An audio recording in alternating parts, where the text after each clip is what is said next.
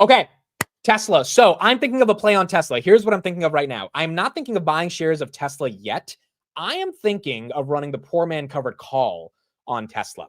And the reason for that, Tesla, goodness gracious, up another 3% right here. The reason for that is twofold. Number one, I want to use Tesla to gain income versus just buy shares. I think I'll be buying shares like for the next 10 years. So I'm not that worried about buying shares. But in terms of income, if I wanted to buy 100 shares to be able to sell a call against Tesla, I would have to spend basically $40,000, right? Given the shares are $400, 420, so 42,000. And I would have to be spending, $42,000 just to have access to 100 shares.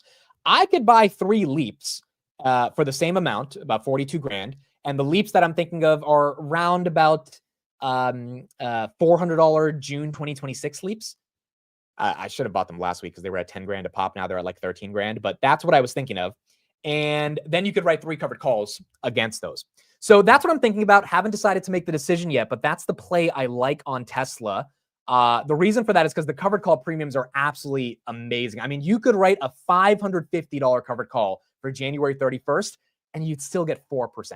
And 550 is pretty out of the money for Tesla. I mean, if it gets to 550 January 31st, which is 3 days after earnings, I would be very shocked. I mean, $550 is insane. Now, granted, Tesla goes vertical, so it could happen. If you write a 450 covered call, you're getting 13%. So the premiums on Tesla calls are incredible. The problem is the shares, I think, are a little bit extended in terms of just like buying 100 shares at once, and to buy 300 shares, it would be 120 grand, right? Whereas 3 calls is 100, where is 40 grand. So that's the play I'm looking at on Tesla. And we're going to see if we do that. If I don't do that play, another play I'm thinking out on Tesla is the 350 cash secured put for what is it? For January 31st, because that is the day after earnings, and that has a lot of volatility.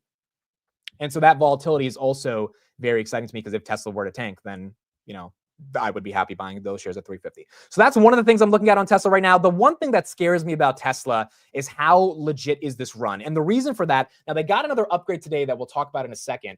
But the reason for that is that Tesla right here at 422 is exciting and it's awesome. And it's a nice bounce from 373. But again, it fell to 373 off a 2% earnings miss, right? Or sorry, not a 2% earnings miss, off of a 2%, deliveries miss. And so a 2% deliveries miss caused the stock to fall 8%. My fear now with Tesla, not a long-term fear, but a short-term fear, given how volatile it is what happens if this thing actually does fall on earnings in terms of just like bad margins, not strong enough revenue growth. The next generation vehicle that everyone's thinking is going to come out. What if Elon says, yeah, it's not going to come out for a while, like we're still waiting on time for it, which, Tesla has done that in the past. They've taken time to really release what they've wanted, even if they've given guidance ahead. So that's my concern with Tesla right here. 370 looked like it was sort of the max pain that we saw, but that was on just the deliveries miss. If we actually get a crappy earnings with numbers that aren't good, I wonder what happens to Tesla at that point. Also, with the EV tax credit likely going away in the next couple months. The flip side is, what if Tesla announces something amazing with Optimus? What if Tesla announces something incredible in terms of their next gen vehicle? What if Tesla officially announces unsupervised FSD coming in Texas and California starting in March, which is only a couple months away? So these are the things everyone has to battle with when it comes to Tesla, and what it looks like from a perspective of Tesla actually going up, or from a perspective of Tesla kind of taking a little bit of a breather right here. Now, Cybertruck does qualify for the $7,500 price target, tax credit, which was announced over the weekend. But if the tax credit goes away, then it's like, wait a second, do people still care? Now, granted, if you're buying a Cybertruck, I don't think you care about the tax credit necessarily. You probably have a little bit more money on the sidelines to be able to buy something like that. But that is something that could affect demand, right?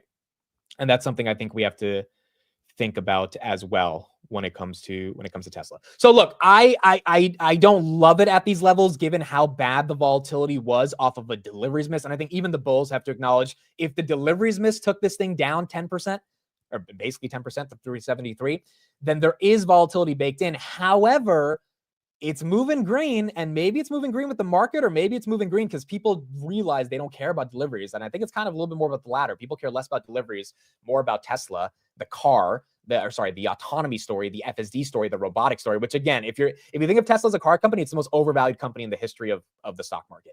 But if you think of Tesla as much more than that, which I think most people do if they're buying it at 1.32 trillion, then you think of it as something greater. So I'll let you guys know if I buy the call options and run the poor man covered call. Maybe I'll wait a little bit. If we get a little bit more of a pullback, we'll see if we can hold this 420 range. But if not, I think that's the play, at least when you're coming from the selling options perspective, because buying 100 shares is not worth it. If you want to make some income off of it, I think buying the leaps makes more sense. Also, I think by June 2026, Tesla should be above 400. So those leaps will be in the money. If it was a little bit earlier, like January 2020, I don't know. I think you want to give it that full 15 months to give it some time. But I do think 400 by the middle of June next year is a good shot. So that's the update we have on Tesla. Now, real quick, let me find the price target right here on Tesla. Rocket Lab is at $29. We'll talk about Grab in just a second.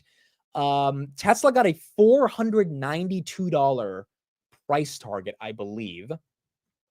And that's what's helping it as well in the pre-markets.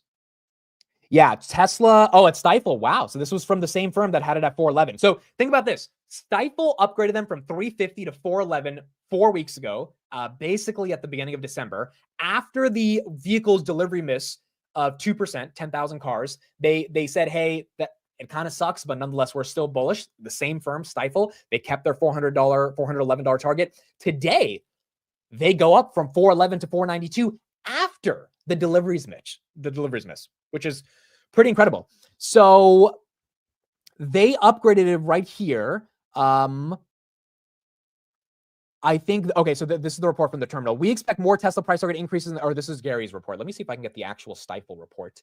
I want to see if I can get their wording on it. So that's interesting because this is a firm that had a $400 price target, and they don't care. Here we go. They got it. We don't care that they missed on deliveries. We believe Tesla is very well positioned to deliver robust multi-year growth in 2024 to 2027. In the near term, the revamped Model 3 and upcoming Model Y refresh should bolster sales, followed by the commencement of a lower price vehicle. Production that likely garners very strong demand. We also believe Tesla's AI-based full self-driving initiative has the potential to generate significant value through both sales of FSD, possible licensing agreements, and as a critical part of longer-term cybercab robotaxi initiatives.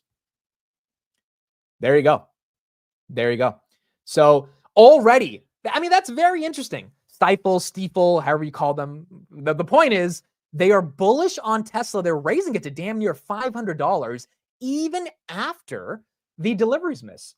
And not every firm is doing that, but that does show you that some firms are like, dude, this deliveries miss is not the story. There is a much broader story right here. And 495,000 cars versus 505,000 cars is not going to be the reason why Tesla necessarily takes a dip. So now we got to see. I'm not fully sold on the shares maintaining this range yet. If they do, I think that's fine. And if you got to buy shares at a little bit of a higher level, that's fine because of the overarching story that Tesla's presenting. But the volatility that it experienced off of deliveries miss was pretty aggressive.